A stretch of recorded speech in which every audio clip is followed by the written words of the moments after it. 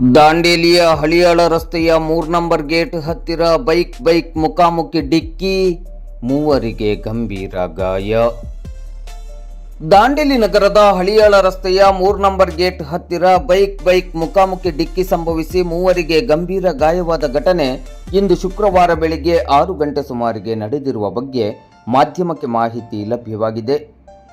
ನಗರದ ಕೆಸಿ ವೃತ್ತದಿಂದ ಹೋಗುತ್ತಿದ್ದ ಒಂದು ದ್ವಿಚಕ್ರ ವಾಹನ ಮತ್ತು ಹಳಿಯಾಳ ರಸ್ತೆಯಿಂದ ಬರುತ್ತಿದ್ದ ಇನ್ನೊಂದು ದ್ವಿಚಕ್ರ ವಾಹನ 3 ನಂಬರ್ ಗೇಟ್ ಹತ್ತಿರ ಮುಖಾಮುಖಿ ಡಿಕ್ಕಿಯಾಗಿದೆ.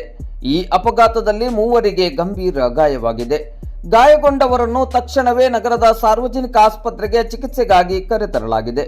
ಸಾರ್ವಜನಿಕ ಆಸ್ಪತ್ರೆಯಲ್ಲಿ ಪ್ರಾಥಮಿಕ ಚಿಕಿತ್ಸೆಯನ್ನು ನೀಡಿ ಹೆಚ್ಚಿನ ಚಿಕಿತ್ಸೆಗಾಗಿ ನಗರದ 14ನೇ ಬ್ಲಾಕ್ ನಿವಾಸಿ ಎಬೆಲ್ ನಾಗಯ್ಯ ಮಾದರ್ ಮತ್ತು ಗಾಂಧಿನಗರದ ನಿವಾಸಿ ವಸೀಫ್ ರಜಾ ಸಲೀಂ ಮುಲ್ಲಾ ಇವರನ್ನು ಧಾರವಾಡಕ್ಕೆ ರವಾನಿಸಲಾಗಿದೆ.